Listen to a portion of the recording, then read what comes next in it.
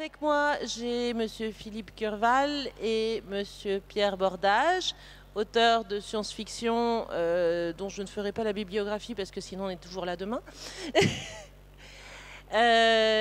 Pour nous parler de ce sujet, le troisième intervenant étant malheureusement absent. Donc pour commencer, j'aimerais vous poser la question suivante, c'est à titre personnel, par rapport à la religion, comment vous situez-vous?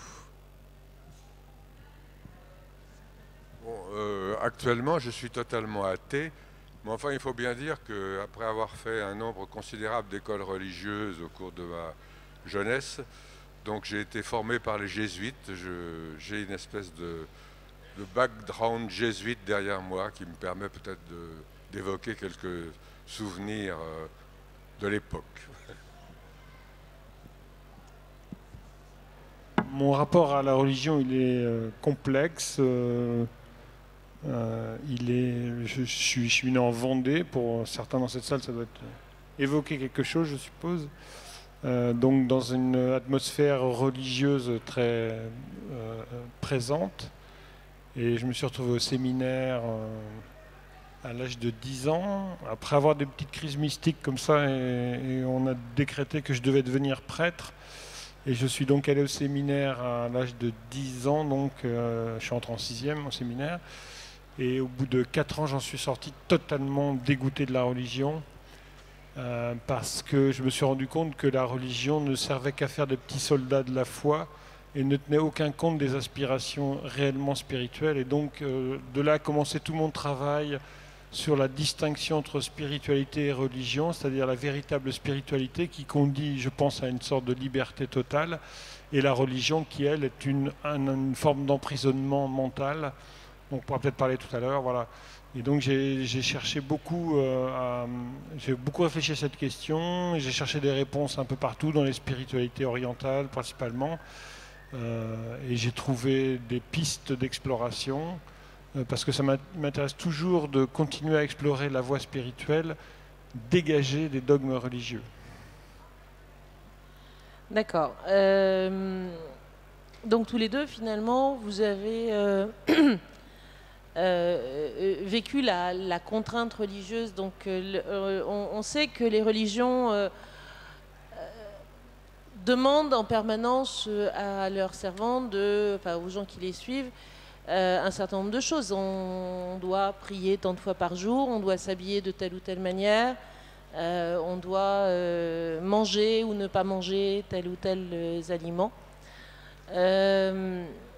Comment est-ce que ce type de contraintes finalement modèle les petits soldats dont vous parliez?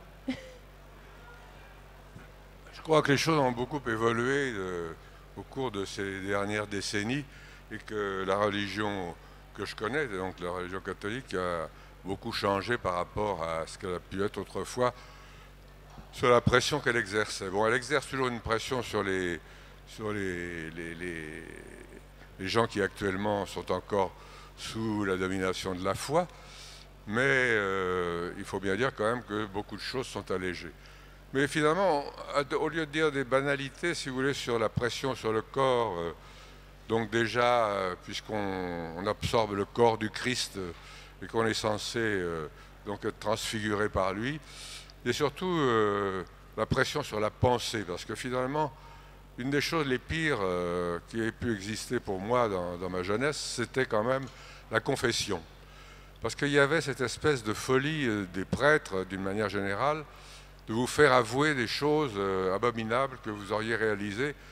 Et si vous voulez, le péché mortel qui a évolué un peu dans le temps a été à l'époque surtout la masturbation, et il y avait une espèce d'intoxication permanente de la part des prêtres lors des confessions pour vous faire avouer combien de fois vous êtes masturbé par jour, quels résultats ça donnait, et des punitions absolument épouvantables qui consistaient à réciter 40 Ave Maria et 17 pardonnez-nous nos offenses. Donc c'était absolument ridicule. Et finalement, c'est ce qui m'a amené, parce que évidemment, comme tout enfant, je me suis masturbé, et je pense que toute façon, 90% de la population le fait. Donc je ne vois pas pourquoi il y avait cette espèce de folie de la part des prêtres de vous acculer dans vos derniers tranchements.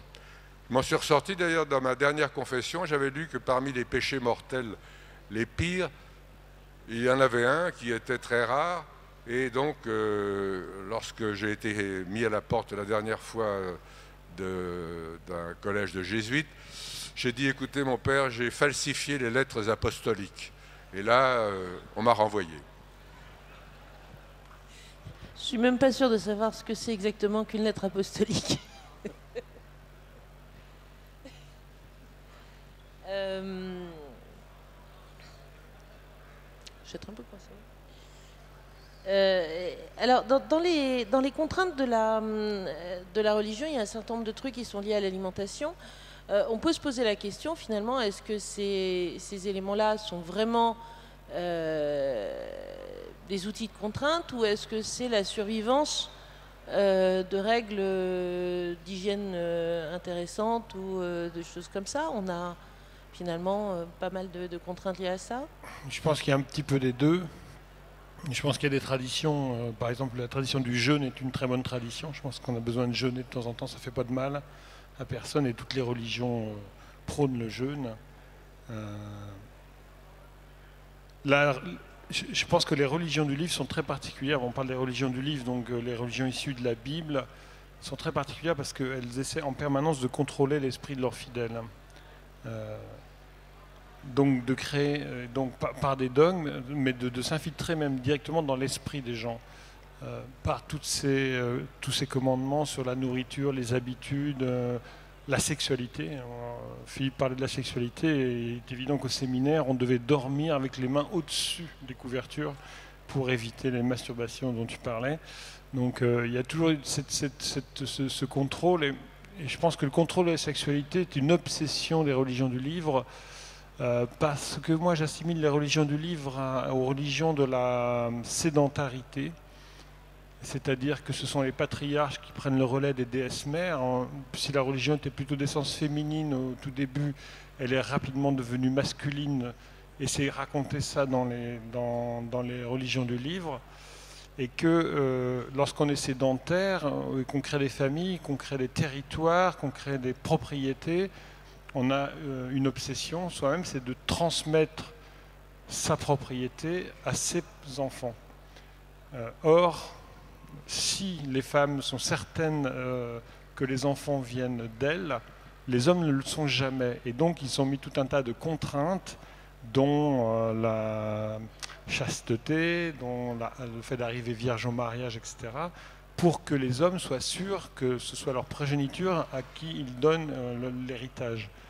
Et il y a cette espèce d'obsession qui est très masculine. Je pense que les religions du livre sont très très masculines. D'ailleurs, Dieu est présenté comme un principe masculin, voire légèrement barbu sur son nuage. Donc il y a cette volonté de marquer le territoire, et le territoire masculin entre autres. Voilà. Donc je pense que beaucoup de règles des religions vont dans ce sens-là du patriarcat, et qui a évidemment faussé, contrairement aux religions chamaniques par exemple, ou les religions primitives, qui sont des religions d'expérimentation, c'est-à-dire on expérimente directement, on n'a pas un dogme, on est directement confronté à l'expérience.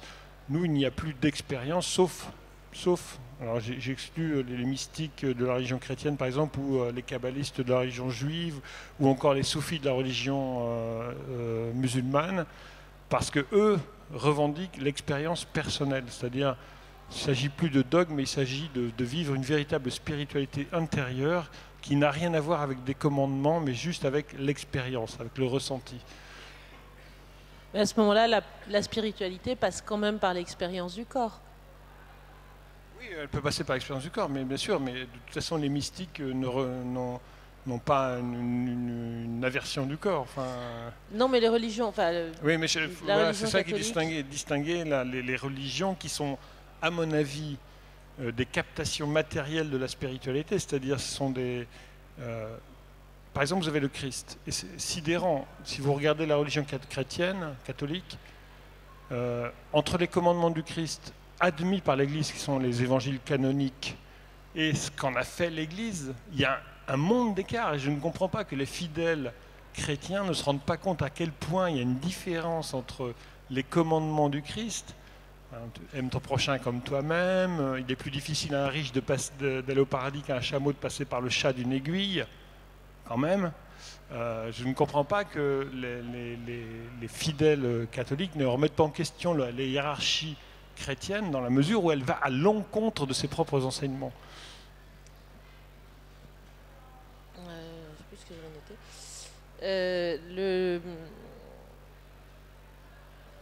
J'ai perdu mes mots. Désolée. Là, je vais avoir un bug. Je bug. C'est aussi pour ça que j'ai cherché ailleurs J'aime beaucoup les enseignements de gens comme Jiddu Krishnamurti, qui dit que la vérité est un pays sans chemin, ou les enseignements du Tao Te Ching, qui sont des enseignements paradoxaux, parce que ce sont des enseignements qui ne peuvent pas tomber dans le dogme jamais, puisque justement ils sont sans arrêt contradictoires eux-mêmes, et c'est ça qui est intéressant. Je veux dire, à partir du moment où on a un enseignement fermé, dogmatique, alors on peut craindre le pire et ce dogmatisme-là crée des soldats, on parlait des soldats de la foi, crée des armées de la foi, a donné les guerres de religion, a donné l'Inquisition, a donné plein de choses comme ça. Et c'est assez terrifiant lorsque l'on est enfermé dans un système de pensée qui ne s'ouvre plus et qui ne permet pas aux gens de vivre leurs propres expériences.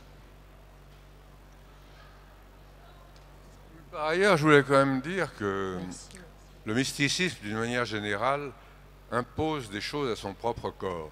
Par exemple, je prends l'exemple des gens qui sont des religions fétichistes. Donc, il n'y a rien de plus simple, si vous voulez, par exemple, d'adorer son meuble de cuisine ou n'importe quel élément de la nature qui arrive dans un véritable fétichisme, peut se mettre à adorer n'importe quelle chose, ce verre de plastique. Donc même là, si vous voulez, petit à petit, il se soumet lui-même à ses propres règles. D'ailleurs, tout ça entraîne, par exemple, la religion, enfin, ce qui n'est pas exactement une religion, mais enfin, les pratiques vaudou, donc qui théoriquement sont complètement décalées par rapport aux autres religions du livre et autres religions qui existent. Et malgré tout, c'est tout un cérémonial qui s'impose, et ça s'impose au corps. Il y a toujours, exactement, dès qu'on veut aborder l'autre versant de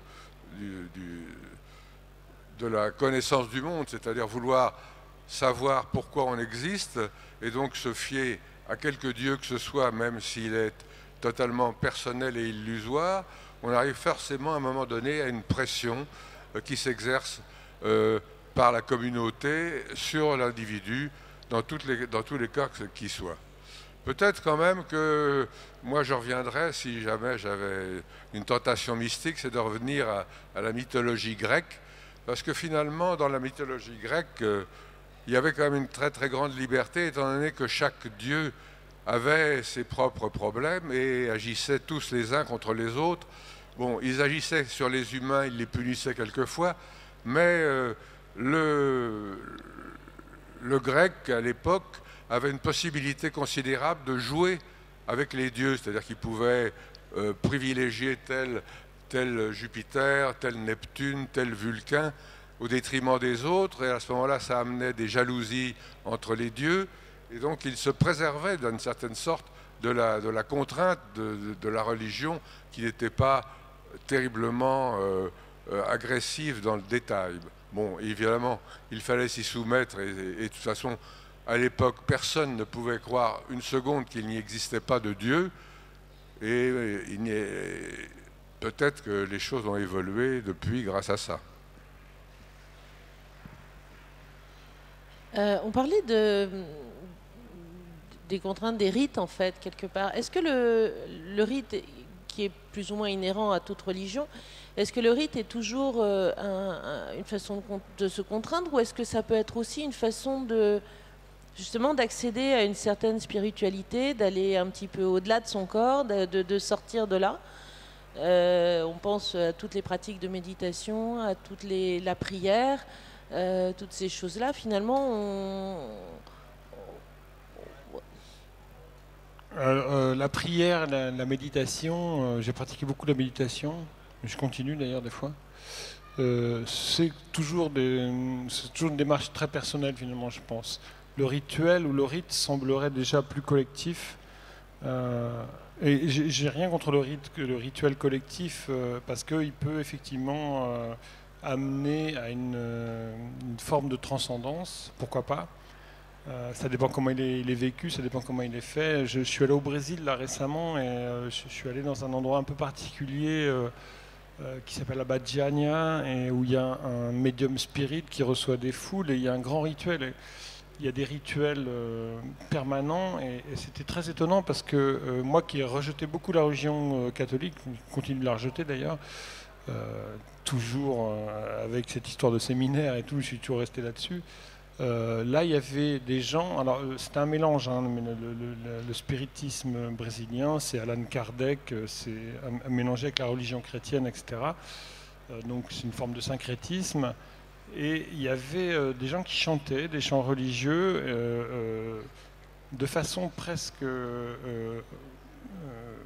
enfantine. Enfin, et ça me transportait.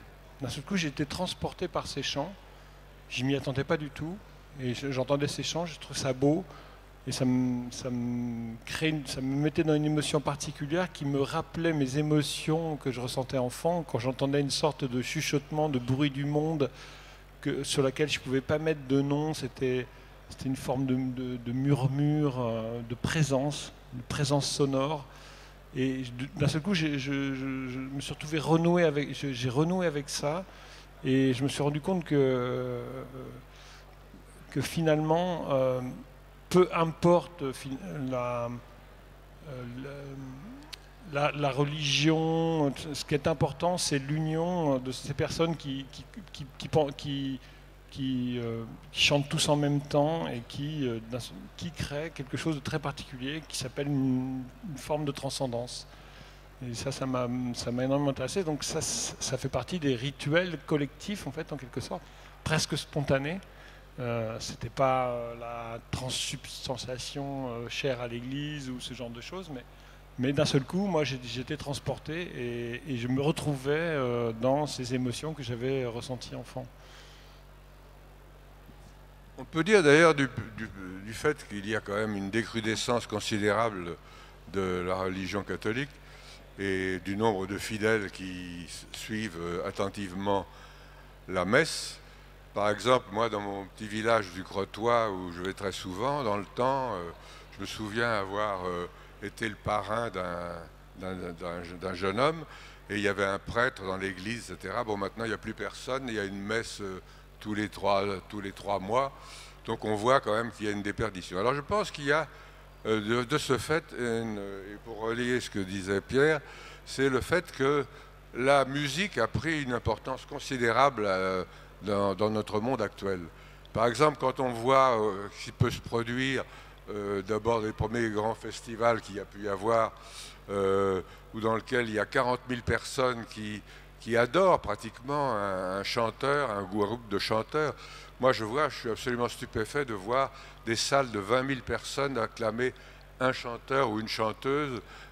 Ça me paraît quand même une espèce de phénomène un peu mystique, parce qu'il y a une espèce d'adéquation du corps de tous les gens de la salle uniquement par les bras, par les cris, par l'accompagnement sonore, par les chants, quelque chose qui est de l'ordre du religieux, indéniablement. Bon, même si les gens n'ont pas du tout l'impression qu'ils traversent une crise mystique, il y a quand même quelque chose dans cette espèce de rassemblement considérable et du développement prodigieux de la musique dans le corps social, quelque chose qui est de l'ordre du religieux et qui remplace un peu finalement la déperdition de la fréquentation des lieux de culte. Donc en fait, on trouve d'autres façons de communier. Est-ce que ça voudrait dire, Philippe, qu'on a besoin de réenchantement du monde, que l'être humain ne vit pas sans enchantement d'une façon ou d'une autre? Je pense qu'indéniablement, à partir du moment où on est devant l'absurdité du monde, étant donné que si on ne croit pas en Dieu, donc on est obligé de se dire pourquoi ce monde existe. Donc peut-être que justement, à travers cette espèce d'extase physique qui est auto-provoquée, on peut obtenir une adéquation au monde. Cette adéquation au monde, elle n'est pas nécessairement évidente. Donc finalement, dans la vie de tous les jours, il y a un tel rituel entre le petit déjeuner, le travail, le dîner, le coucher, et une espèce de répétition inaltérable des gestes quotidiens. Il faut absolument arriver à se transcender soi-même. Donc pour se transcender soi-même, il faut trouver des solutions. Je pense d'ailleurs que la musique peut-être en est une, comme la lecture ou comme le travail artistique. Je pense que quand même, par exemple, moi qui ai expérimenté la peinture pendant un certain nombre d'années, il y a quelque chose de fascinant dans le fait qu'on s'abstrait complètement de soi-même. C'est-à-dire que si vous prenez une toile le matin et que vous avez un travail vraiment assez complexe à accomplir, le cerveau se vide complètement et on est dans la peinture. C'est-à-dire que tout d'un coup, on peut se retrouver sans avoir déjeuné de la journée, après 8 heures de travail, et tout d'un coup, on se renaît au monde et on a traversé une espèce de crise de méditation, non pas transcendantale, mais de méditation physique par rapport à l'acte plastique qui est celui de la peinture. Donc je crois quand même que de toute façon, même si on adhère à aucune religion, on a toujours une tentative obligatoirement de se tourner vers quelque chose qui vous amène un peu au-delà de vous-même et au-delà du quotidien qui est quand même assez quelquefois assourdissant dans sa répétition permanente. Oui, j'ai vécu exactement la même expérience que tu décris là. C'est-à-dire je me suis mis à la peinture à un moment et je pouvais pas effectivement me lever à 3 heures du matin pour peindre et jusqu'à 3 heures encore sans manger, dans une sorte d'expérience mystique effectivement de la peinture où tu es dans les couleurs, dans le pinceau, ouais, et il n'y a rien d'autre qui compte. Alors, par rapport à ce que tu dis, moi j'ai l'impression qu'on a cette espèce d'aspiration. Alors on parle d'enchantement, ce à quoi répond la fantaisie d'ailleurs comme genre littéraire, c'est-à-dire cette tentative de réenchanter le monde d'une façon ou d'une autre, c'est-à-dire de remettre un peu de magie là où elle a disparu. Et j'interprète cette aspiration presque naturelle de l'homme à l'aspiration spirituelle. Et je reviens, et c'est là-dessus que s'installent les religions, c'est cette aspiration à l'enchantement, à la spiritualité réelle, c'est-à-dire l'expérience mystique directe, non formatée par un dogme ou par un commandement ou par une quelconque pratique. Donc c'est cette aspiration directe, c'est là que la religion se place pour la capter et dire voilà comment vous devez penser. Et d'un seul coup, on oublie l'expérience directe pour passer au dogmatisme, au commandement. Par exemple, reprenons le personnage du Christ, reprenons le personnage de tous les prophètes qui ont traversé les âges et qui ont amené une vision différente du chemin spirituel. Déjà, la génération suivante, c'est celle des disciples, commence à complètement détourner le message du prophète parce qu'elle n'expérimente pas elle-même et que n'expérimentant pas, elle est obligée de le compenser par les mots, donc par le dogme, le commandement, en disant il faut penser comme ça parce que le prophète a pensé comme ça.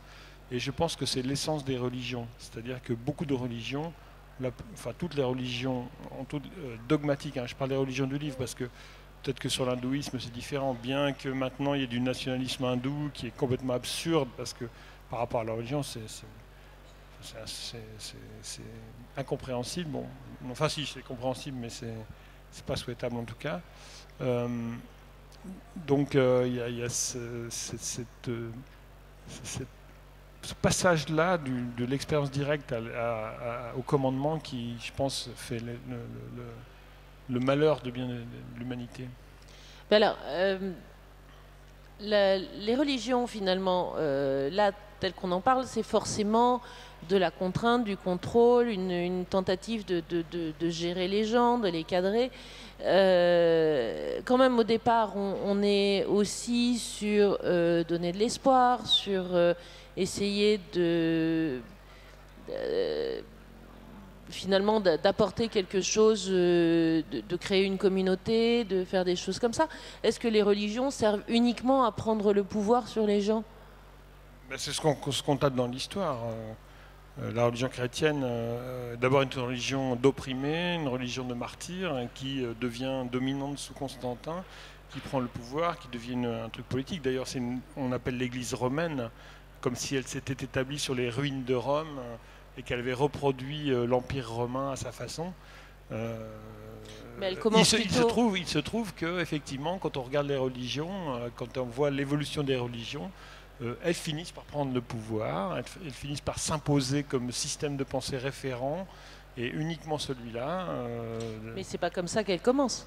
Non, c'est pas comme ça. C'est ce que je disais, c'est cette différence entre le prophète, c'est-à-dire le fondateur, et il n'est même pas. Je veux dire, le Christ n'était pas chrétien, hein, il était le Christ, quoi. Donc, c'est après qu'on en fait un concept, parce que simplement, on n'expérimente pas nous-mêmes.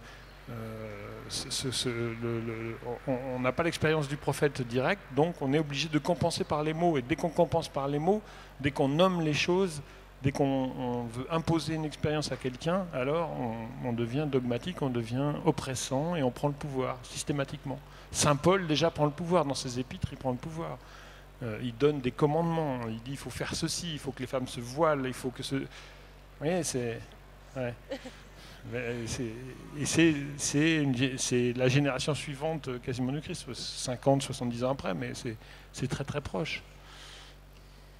Oui, par ailleurs, il y a aussi comme pression sur le corps quelque chose qui est fondamentalement d'actualité, c'est la pédophilie chez les prêtres.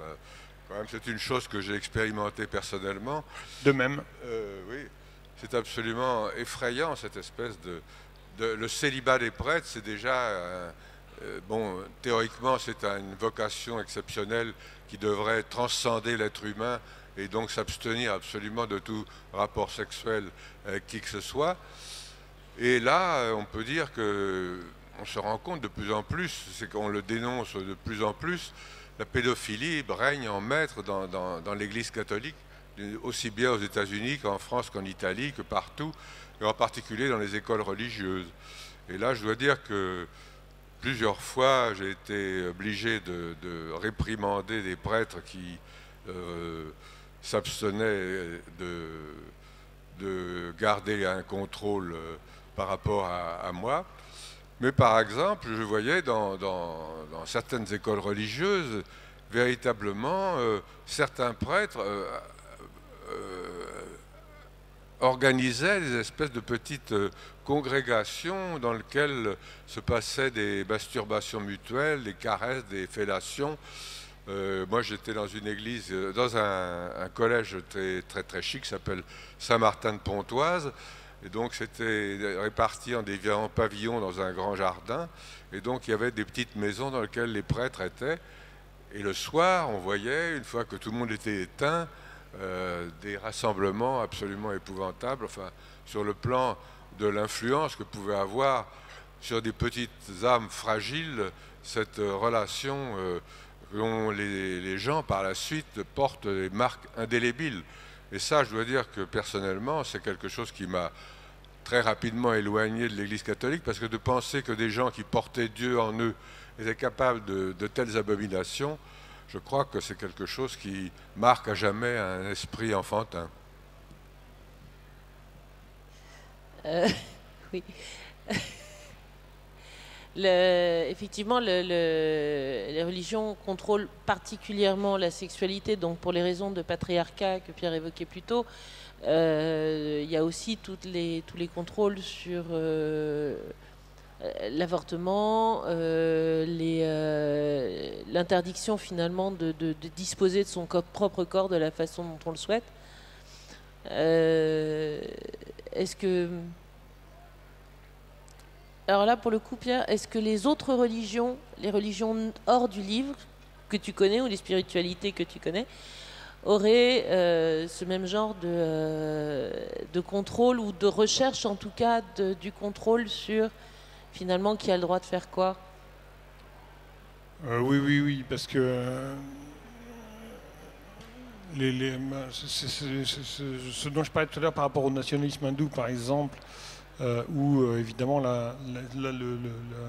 l'enjeu est politique, c'est le contrôle du pays, c'est le contrôle de certaines pratiques, certaines valeurs.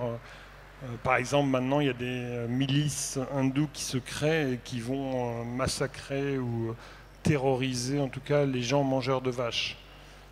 Donc les musulmans, entre autres, parce qu'ils mangent du bœuf.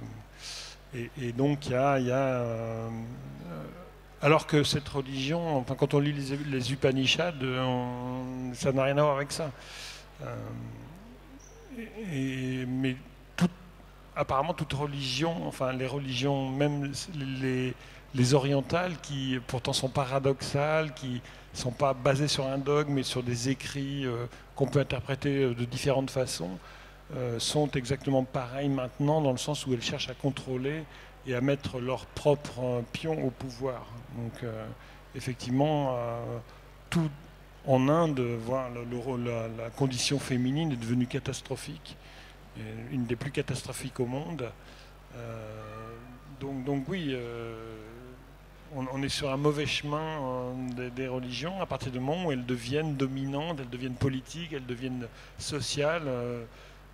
Ce n'est plus l'expérience personnelle qui compte, ce n'est plus l'expérience mystique, ce n'est plus l'expérience, la relation directe avec le divin, c'est juste une arme au service de certains. Alors du coup, est-ce que c'est une tendance religieuse ou est-ce que c'est juste une tendance humaine? De vouloir contrôler, de vouloir maîtriser, de passer dans toutes les petites choses finalement pour C'est une prendre le tendance pouvoir. humaine, c'est une tendance humaine, je pense.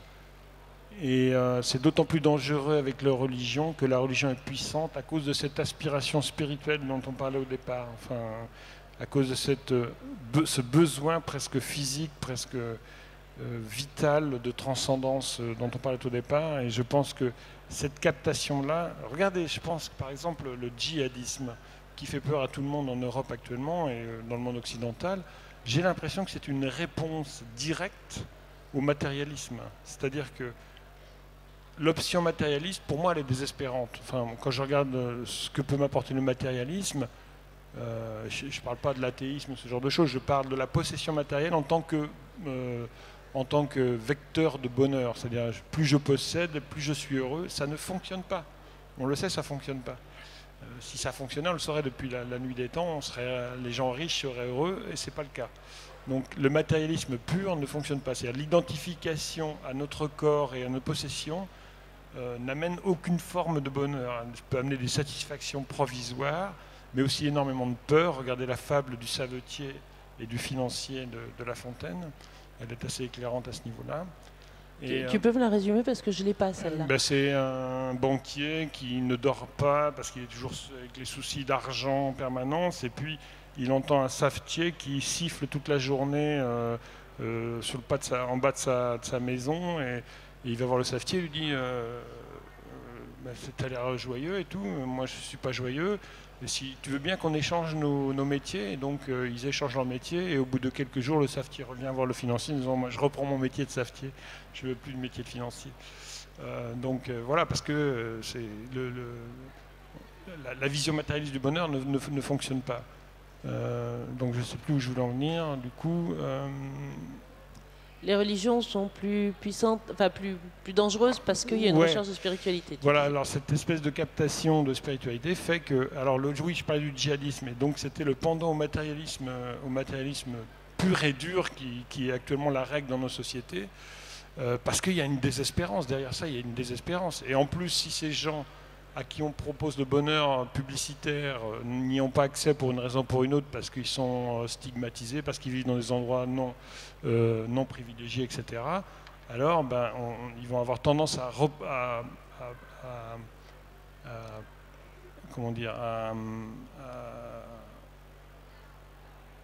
avoir une à prêter l'oreille à des discours extrémistes où ils pourront se sentir importants et où il y aura cette captation de leur aspiration profonde. Et là, on peut faire des fanatiques. Et toutes les religions ont produit des fanatiques à leur époque.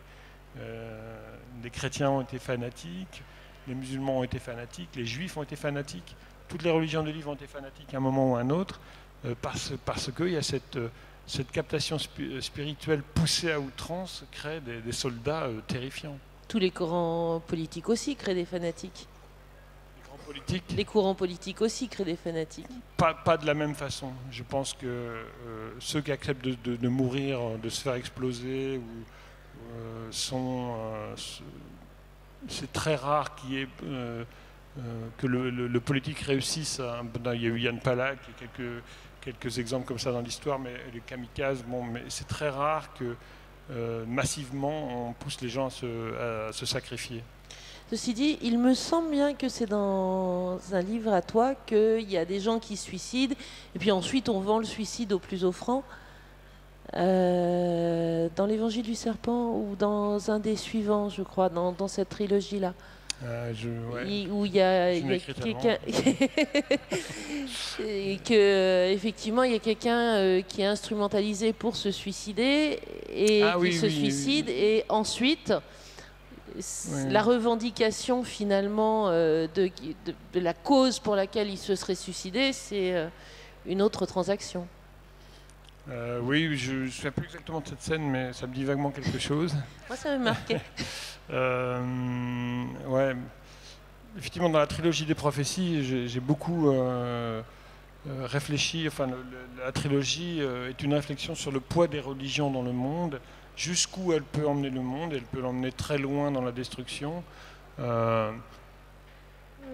Les différents courants qui sont actuellement qui traversent le monde. Alors, par exemple, vous avez le courant évangélique qui est extrêmement puissant, assez méconnu mais extrêmement puissant, qui, je pense, n'est pas pour rien dans l'accession de Bolsonaro au pouvoir au Brésil.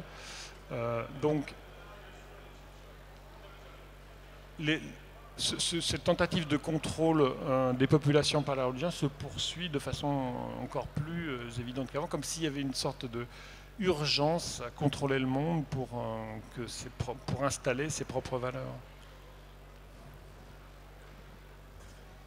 Oui, je veux dire que j'ai essayé, dans un de mes premiers romans qui s'appelle Le Ressac de l'espace, justement, de montrer qu'on pousser jusqu'à l'absurdité comment pouvait changer l'esprit des gens à travers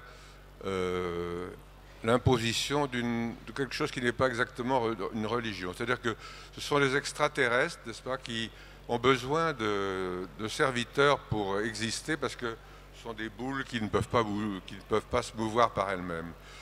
Donc ils arrivent sur Terre et finalement ce sont pour la première fois des extraterrestres qui ne sont pas combatifs ni méchants, simplement ils entrent en symbiose avec la population. Petit à petit, donc, ils gagnent l'ensemble de la population humaine, et donc il y a des échanges télépathiques. La population humaine est totalement pacifiée, elle devient heureuse, elle n'est pas soumise, mais elle est en corrélation avec ces êtres qui s'appellent les Tsalks. Et finalement, on se rend compte que petit à petit, malgré tout, malgré cette espèce de bonheur étrange que ces extraterrestres amènent sur la population humaine, qui l'unifie, qui la planifie, qui lui propose des jeux, qui lui offre l'extase à travers des échanges télépathiques merveilleux. Petit à petit, malgré tout, sous cette pression qui n'est pas une pression, puisque théoriquement c'est un bonheur collatéral, il y a tout d'un coup un groupe d'êtres humains qui refuse cette soumission et qui donc va se révolter contre le bonheur. Ça a l'air d'être... J'ai l'impression que c'est un truc un peu récurrent dans la science-fiction, le concept que le bonheur absolu est donné à tout le monde, c'est probablement un truc dangereux et ça cache un truc. L'utopie se transforme souvent en dystopie. Bonheur pour tous, ça ne peut pas fonctionner, on le sait. Il y a eu plusieurs tentatives dans l'histoire, dont la Révolution française fait partie. Une définition d'un nouvel être et de nouveaux rituels. Et le bonheur pour tous se finit en massacre en général. Donc ça c'est connu. Tout système de pensée qui se ferme, à un moment, devient dangereux pour l'humanité. C'est pour ça que j'essaie de réfléchir sur la façon d'ouvrir en permanence des systèmes de pensée, de les démanteler en permanence, parce qu'ils ont tendance à se remettre en place sans cesse. On parlait du politique, du religieux, tout ça sur les mêmes modèles. Regardez le communisme, regardez le nazisme, regardez tous ces noms en isme, sont des systèmes de pensée qui se sont inspirés à un moment des mêmes... par exemple, la ferme des animaux d'Orwell était magnifique pour ça, parce que c'est vraiment un mécanisme de pensée qui se met en place et qui finit par détruire complètement. Donc c'est ça, c'est essayer de repérer où un mécanisme de pensée se met en place et comment ce mécanisme de pensée va essayer de broyer l'individu et donc retrouver à l'intérieur du système de pensée sa propre liberté, sa propre individualité qui ne fonctionne que si on repère ce système de pensée. De toute façon, toute idéologie renferme sa propre destruction, puisqu'à partir du moment où elle dégage par rapport à un idéal qui théoriquement devrait séduire toute la population du monde, finalement petit à petit se dégage des impératifs qui sont contraires à un certain nombre de gens. Donc il y a des mouvements de foule, et pour réprimer ces mouvements de foule, immédiatement une sorte de dictature secrète s'impose. On a bien vu d'ailleurs avec l'histoire de l'URSS, cette évolution considérable par rapport à une idéologie qui au départ était totalement euphorisante pour l'ensemble de l'humanité. Et je crois que là, il y a toujours un problème. C'est pour ça donc que j'ai voulu faire une véritable utopie, un petit roman que je viens de faire paraître qui s'appelle Un souvenir de Loti, dans lequel l'utopie, elle est basée, donc ça se passe sur une planète artificielle créée par un dieu qui n'existe pas, qui s'appelle Mandrake. Et là, c'est la révolution permanente. C'est-à-dire que le problème d'une utopie ne peut se réaliser qu'à travers, d'une part, une grande sensualité entre les êtres, donc aucun interdit sur le plan sensuel, et par ailleurs, une révolution permanente et pacifique, c'est-à-dire que chacun peut se remettre en question en permanence et pouvoir échanger avec les autres et progresser avec les autres. On peut parvenir, si on s'abstrait complètement de ces intérêts matérialistes justement dont tu parlais, pour arriver à connaître l'autre, à vivre avec l'autre, à se pencher vers ces problèmes, donc qui est quand même un peu l'idéal stirnérien, c'est-à-dire le fait que tout individu a un pouvoir sans limite sur le monde, mais sa limite, c'est celle de l'autre. Et donc à partir du moment où il y a des rencontres qui se passent sous ce système de rapprochement des idées entre les hommes et entre les femmes, il y a une possibilité d'utopie. Bon, je pense que pour l'instant, vu l'abomination que peut être l'être humain, à mon avis, qui est quand même prouvé chaque jour par les crimes, par les guerres, les massacres qui se produisent en permanence. Je pense d'ailleurs que quelquefois la religion vient aussi peut-être de cette idée de s'échapper de cette espèce de malédiction qui est celle de l'être humain dans son obscénité par rapport à la vie, et qui est quand même quelque chose d'assez tragique et qui n'a pas tellement progressé depuis la nuit des temps.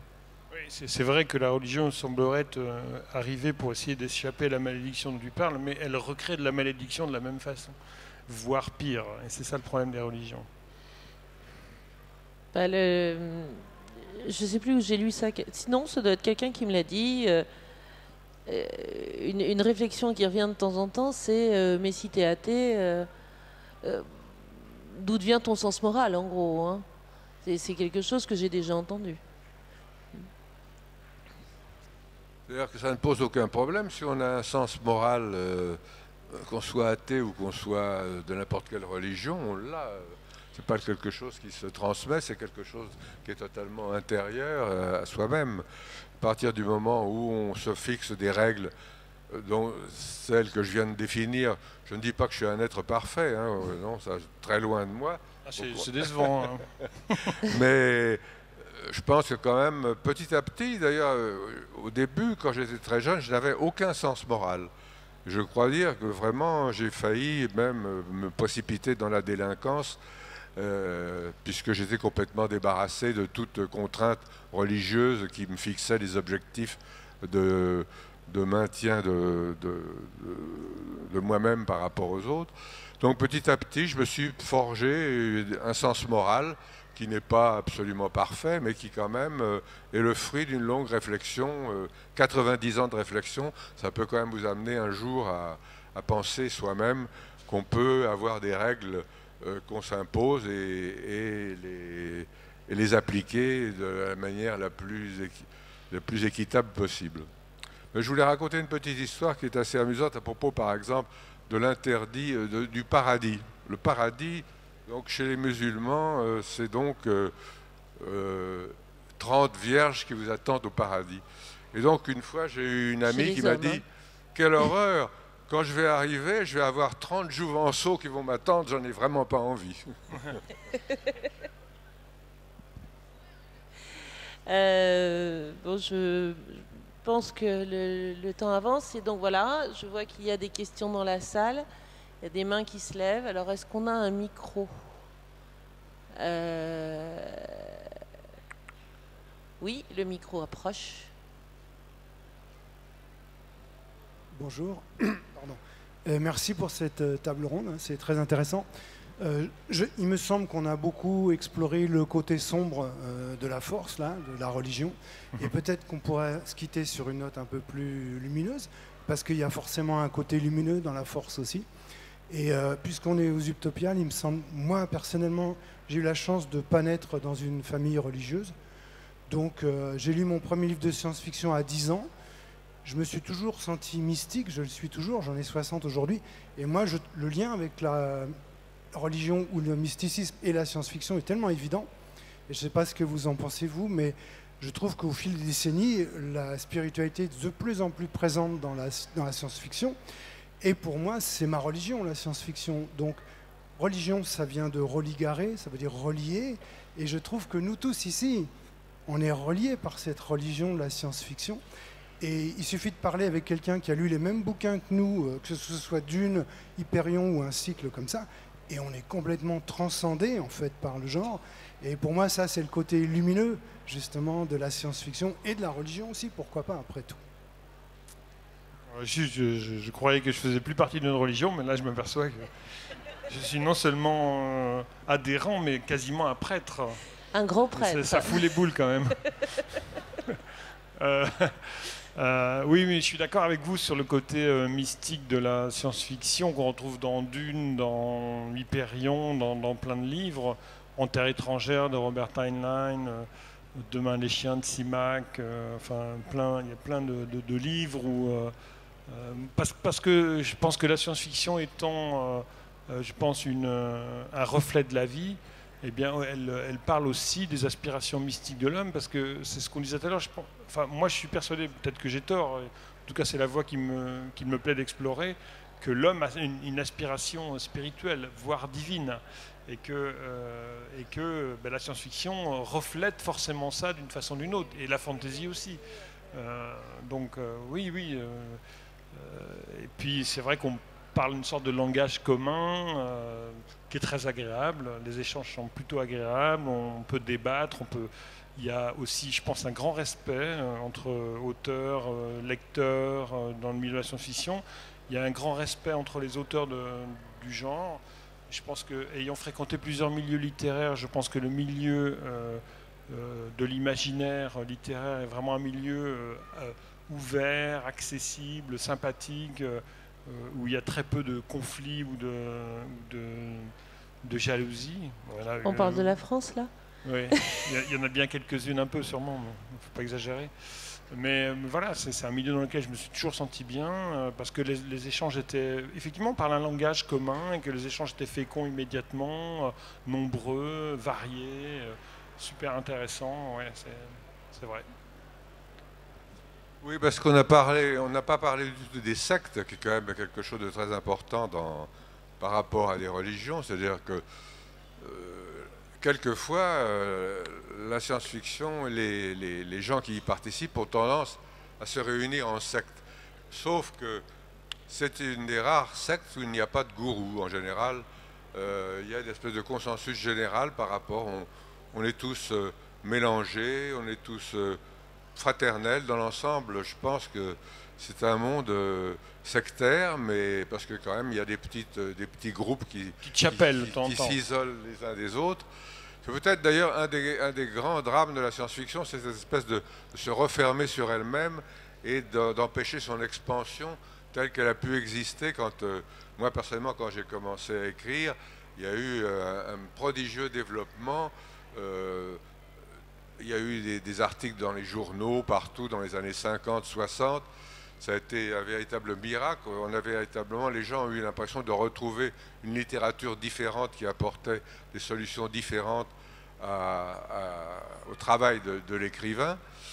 Et là, tout d'un coup, il y a eu vraiment des romans qui se vendaient à 100 000, 150 000 exemplaires, ce qui n'est plus du tout le cas aujourd'hui, parce que je pense que la science-fiction s'est un peu refermée sur elle-même, et que certains livres, personnellement, je suis pour une littérature à plein temps, c'est-à-dire vraiment que le style soit la maîtrise absolue du récit. Et donc, quelquefois, évidemment, quand on développe un style assez particulier, on peut quelquefois obtenir une espèce des gens qui sont réfractaires à cet excès de style. Mais par ailleurs, je pense quand même qu'il y a quelque chose de très étrange dans la science-fiction, c'est que par exemple, il n'y a jamais eu de communicants. Enfin, je parle de la science-fiction française que je connais bien. Il n'y a jamais eu des communicants, il n'y a jamais eu de gourou, il n'y a jamais eu de possibilité véritablement de faire une sorte de mission par rapport à... Il n'y a pas de missionnaire de la science-fiction. Les auteurs sont les auteurs, les amateurs sont les amateurs, mais personne ne va chercher à convertir quelqu'un à la science-fiction. Je me souviens très bien quand on a ouvert la première librairie de la Balance en 1953, donc avec Valérie Schmitt qui était mon alter ego. Donc on alpaguait les gens dans la rue, on leur disait vous connaissez la science-fiction? Alors non, pas du tout. Enfin, comme c'est quelque chose qui venait de naître, un nom qui venait d'apparaître dans l'univers de la littérature. Et là, donc on les amenait, on leur disait mais qu'est-ce que vous aimez, Proust, Balzac, etc. Et on essayait de trouver des équivalences entre des romans de littérature générale et des romans de science-fiction qui paraissaient à l'époque. Et c'était absolument radical. À chaque fois, la personne qui partait avec un livre qu'on lui avait donné, on ne la revoyait plus jamais. En tout cas, comme c'est un genre qui brasse énormément d'idées, qui réfléchit en permanence, c'est difficile d'instaurer des dogmes ou des commandements, puisque c'est remis en cause en permanence par les nouveaux bouquins, les nouveaux auteurs. C'est une réflexion permanente, la science-fiction. C'est ça qui est intéressant, c'est que c'est un genre qui bouge en permanence. Et c'est vrai que c'est autour de ce genre-là qu'on se retrouve aussi. Il y avait une autre question par là. Oui, bonjour. Je voulais rebondir sur ce que disait M. Curvel tout à l'heure par rapport au fait que la religion recule aujourd'hui, du moins en France, ce qui est dû à mon avis à une augmentation du niveau d'éducation. Mais je me disais, dans l'avenir, qui est quand même de plus en plus incertain entre le réchauffement climatique, l'épuisement des ressources, etc., est-ce que les gens, par peur, ne risquent pas de se retourner vers la religion et qu'on risque d'avoir un retour en fait, des religions en France? Et si oui, est-ce qu'à votre avis, c'est dangereux ou pas? C'est-à-dire, on voit par exemple, normalement, de par le fait qu'il y ait cette radicalisation islamique qui devrait levé dans les anciens catholiques dormants, qui existent par milliers, par centaines de milliers, donc théoriquement devrait réveiller la religion catholique, qui devrait répondre d'une manière plus intense et plus violente à ces assauts d'une religion musulmane qui serait envahissante sous un certain angle. Je ne tiens pas du tout à généraliser le problème, mais on voit que ça ne produit absolument aucun résultat ni aucun réveil de la religion catholique, cette espèce de menace d'un islam radical qui voudrait imposer sa loi de la charia sur le monde occidental. Normalement, ça devrait complètement changer les choses. On voit d'ailleurs en plus l'évolution depuis Vatican II, donc, où il y a eu quelques décisions qui ont été prises en ce qui concerne la religion catholique. On voit par exemple qu'il y a un manque d'évolution absolue.